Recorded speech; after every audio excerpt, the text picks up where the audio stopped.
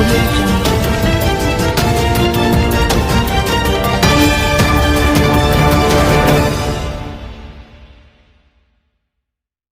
नमस्कार, मैं हूं यथार्थ शर्मा और आप देख रहे हैं नेशनल रफ्तार न्यूज।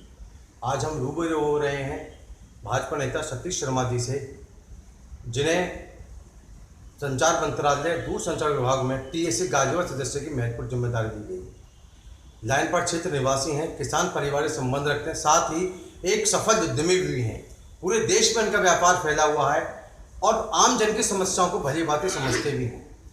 इसके साथ साथ हम इनसे आज बात करेंगे ब्राह्मण समाज के एक ऐसे मुद्दों को लेकर जो उत्तर प्रदेश में छाया हुआ है। जी हाँ, हम बात करेंगे कि योगी सरकार पर यह आरोप लगाए जा रहे हैं कि ये सरकार ब्राह्मण विरोधी है। सतीश शर्मा जी ब्राह्मण समाज से आते हैं, एक सुलझे हुए नेता हैं, और हम जानेंगे कि किस जो ये माहौल बनाया जा रहा है भाजपा सरकार के विरुद्ध, ये कितना सही है। तो हम रूबरू हो रहे हैं भाजपा नेता सतीश शर्मा जी से। सतीश शर्मा जी नमस्कार। नमस्कार। मेरा पहला प्रश्न आपसे ये है कि आपको टीएसी सदस्य की जिम्मेदारी दी गई है दूरसंचार विभाग में, संचार मंत्रालय के अंतर्गत जो आता है, आप कैसा महसूस करते हैं? सबसे पहले मैं स्वतंत्रता दिवस के इस मौके पर नमन करना चाहूँगा उन शहीदों को और उनके माता पिता को कि जिन्होंने अपने प्राणों की आहुति देकर 15 अगस्त 1947 में अपने देश भारत को आज़ाद कराया। और हमें प्रतिवर्ष ये 15 अगस्त को एक राष्ट्रीय उत्सव के रूप में मनाने का सौभाग्य दिया। अभी हमारे यथार्थ भाई पूछ रहे थे कि ब्राह्मण समाज के बारे में, तो मैं ये कहना चाहूँगा कि ऐसा कुछ नहीं है। ये वो लोग हैं जो या तो इन चीज़ों को जानते नहीं हैं या जानबूझकर वर्ग लाने की कोशिश कर रहे हैं। भारतीय जनता पार्टी सभी धर्मों की, सभी जाति की पार्टी है और हर जाति का, हर धर्म का आदमी इसमें जुड़ा हुआ है। आज ब्राह्मण समाज के बारे में पूछा मुझसे हमारे भाई सुनील शर्मा जी जो ब्राह्मण हैं और हमारे यहाँ से साहिवाल क्षेत्र से विधायक हैं, हमारी बहन आशा शर्मा जी ब्राह्मण हैं और हमारी महापौर हैं, हमारे भाई संजीव शर्मा जी जो आज महानगर अध्यक्ष हैं ब्राह्मण हैं, उन्हें भी जिम्मेदारी मिली हुई है। मैं भी ब्राह्मण हूँ और मुझे संचार मंत्रालय के दूरसंचार विभाग का टीएसी मेंबर मनोनीत किया गया, तो मुझे भी जिम्मेदारी दी गई।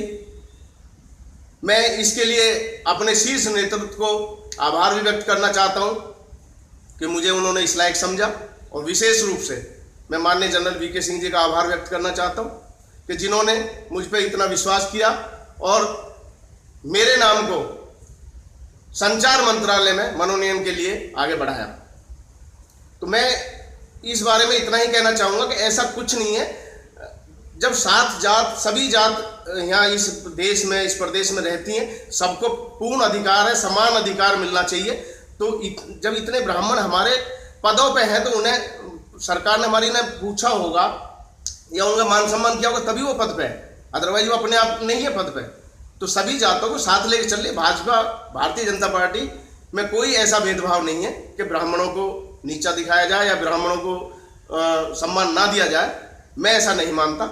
मेरे मानना ये है कि सबको बराबर लेके चलती है भारतीय जनता पार्टी। आप लाइनपाट क्षेत्र में निवास करते हैं और बचपन से वहाँ पले बड़े हैं और मोस्टली आप इस समय लाइनपाट क्षेत्र की राजनीति कर रहे हैं।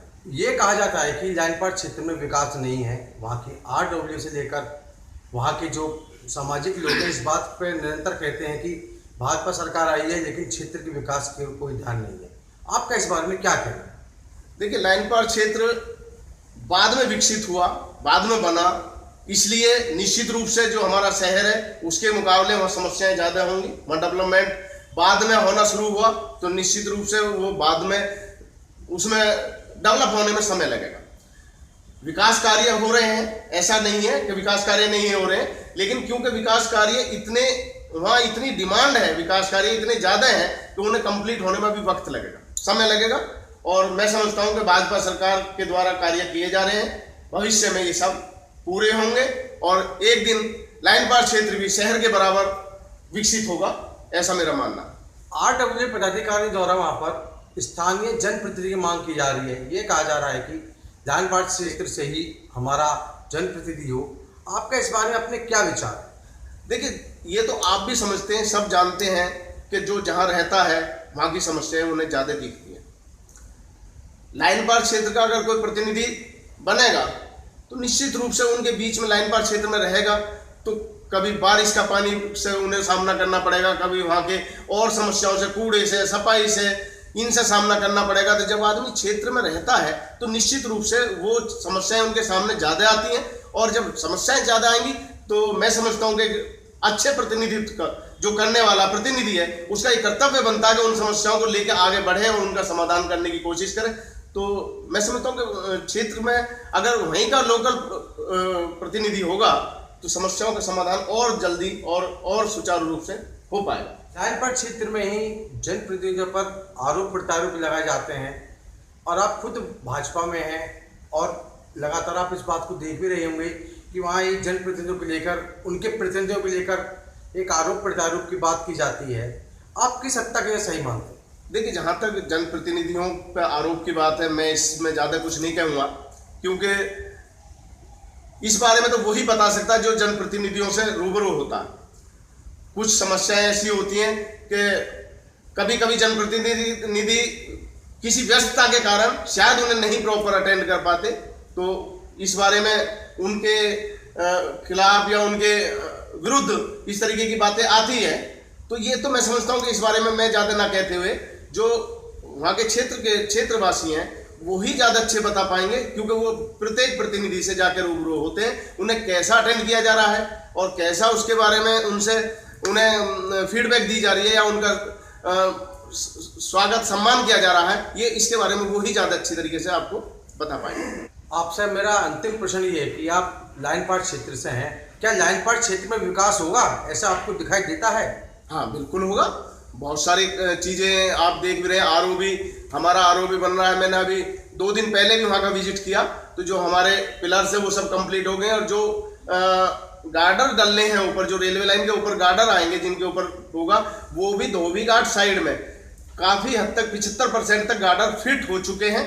और मेरे पूछने के बाद पता लगा, उन्होंने बताया कि जी 1 महीने के अंदर अंदर हम इन्हें गार्डर को पूरे इधर के धोबी घाट के करके और पूरे बीच रेलवे स्टेशन के आधी उसको शिफ्ट कर देंगे, और नेक्स्ट 1-1.5 महीने में हम इसकी पूरी दोनों तरफ के गार्डर डाल दिए जाएंगे।